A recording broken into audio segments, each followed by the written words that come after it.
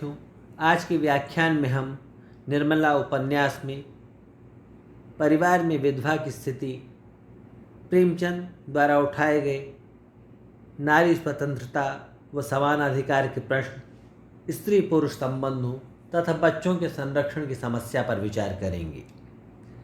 देखिए, उपन्यास में विधवा रुक्मिणी की दशा का चित्रण करके यह कटु यथार्थ उभारा गया है कि विधवा की दशा आश्रयदाता परिवार में दासी से भी हीन है। तोताराम अपनी बहन को आश्रय देते हैं, पर आर्थिक लाभ की दृष्टि से। निर्मला से रुक्मिणी के कठोर व्यवहार को सुनकर वे कहते हैं कि मैंने सोचा था कि विधवा हैं, अनाथ हैं, पाव भर आटा खाएंगी, पड़ी रहेंगी। जब और नौकर चाकर खा रहे हैं तो यह अपनी बहन ही है। लड़कों की देखभाल के लिए एक औरत की ज़रूरत भी थी, रख लिया, लेकिन इसकी यह मायने नहीं कि वो तुम पर शासन करे। प्रेमचंद ने नारी स्वतंत्रता व समानाधिकार के प्रश्न के संबंध में भी इस उपन्यास में चर्चा की है। भारतीय जनजीवन पर पुनर्जागरण का प्रभाव पड़ा, जिसके परिणाम स्वरूप नारी वर्ग में ही चेतना का संचार हुआ। समाज सुधारकों ने नारी स्वतंत्रता व समानाधिकार की बात कही। प्रेमचंद के उपन्यासों में दो प्रकार के नारी पात्र आए हैं। एक तो पुरुष समाज व पति के अत्याचार व दमन से पीड़ित नारी, जो कि रूढ़िवादी, व्यक्तित्वहीन एवं अबला के रूप में हमारे सामने आती है। दूसरी ओर पुरुष प्रधान समाज के अत्याचारों का विरोध करने वाली नारी, जो कि आधुनिक चेतना से संबद्ध है तथा पारिवारिक, राजनीतिक एवं सामाजिक धरातल पर अपने अधिकारों के लिए संघर्ष करती है। निर्मला उपन्यास की नायिका निर्मला पति के अत्याचार से पीड़ित होने पर भी चुपचाप रहती है, लेकिन इसके विपरीत निर्मला की सुधा पति से तिरस्कृत एवं अपमानित होने पर भी परंपरागत हिंदू नारी की भांति रोती व गिड़गिड़ाती नहीं है और न ही अपनी भावनाओं एवं विचारों का दमन करती है, बल्कि वे पति के विशेषाधिकारों को चुनौती देती है तथा विद्रोह करती है। सुधा को जब यह पता चलता है कि उसके पति डॉक्टर सिन्हा ने दहेज के लोभ के कारण निर्मला से सगाई का संबंध तोड़ दिया था, तो वह उसके प्रति आक्रोश व्यक्त करती है। ऐसा ही एक प्राणी मेरा पति है और मेरी समझ में नहीं आता कि किन शब्दों में उसको तिरस्कृत करूं। वह आगे चलकर पति द्वारा आत्महत्या करने पर पारिवारिक दृढ़ता का परिचय देती है। पति की मृत्यु पर उसे कोई ग्लानि नहीं होती। ऐसे सौभाग्य से मैं वैधव्य को बुरा नहीं समझती।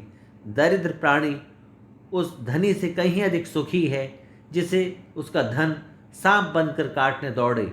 उपवास कर लेना आसान है, विषैला भोजन करना उससे कहीं अधिक मुश्किल। सुधा का यह कथन यद्यपि मानवीय भूमि की उपेक्षा तो करता है, लेकिन इससे उसकी चारित्रिक दृढ़ता का परिचय भी मिलता है। प्रेमचंद ने इस उपन्यास में स्त्री पुरुष संबंधों की भी चर्चा की है।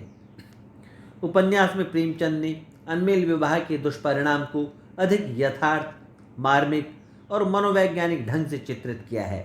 निर्मलाकार ने यह नहीं किया कि विवाह के 6-7 महीने बाद ही निर्मला को विधवा बना दिया हो, जैसा कि उस समय के अन्य उपन्यासकारों ने किया है।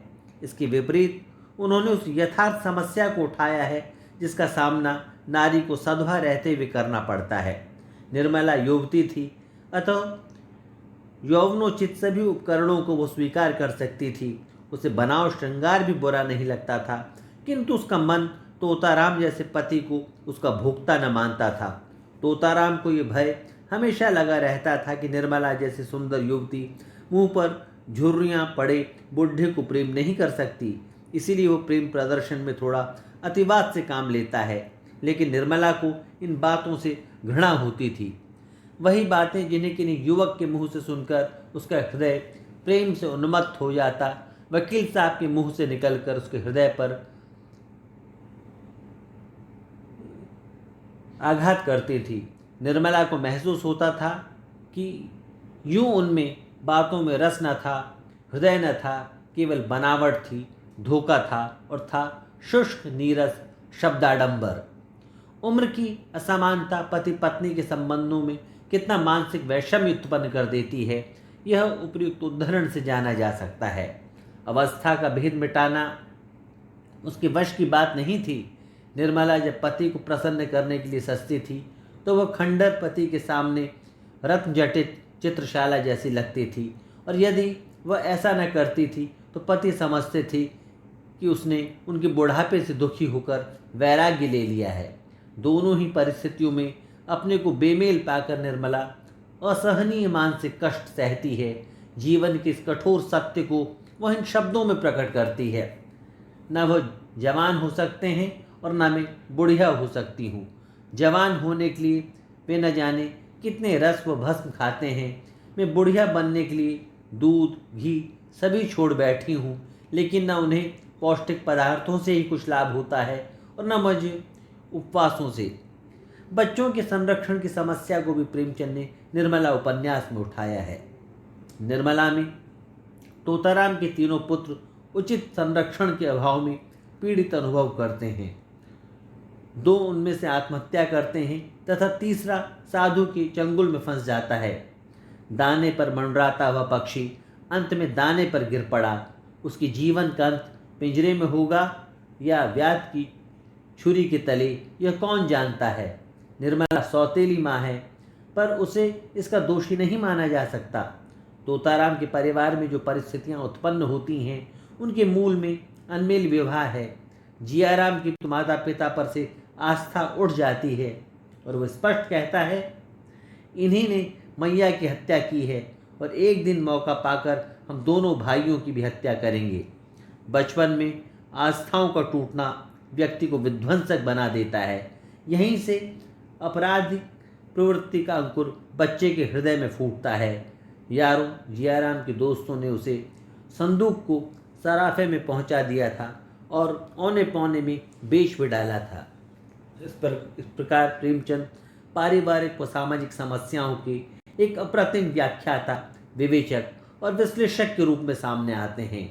हिंदी भाषी समाज का सामाजिक जीवन प्रेमचंद के समय में जिन समस्याओं से आक्रांत था उसका प्रामाणिक लेखा जोखा ही नहीं, अपितु समस्याओं से ऊपर उठने का दिशा संकेत भी उनकी रचना निर्मला देती है।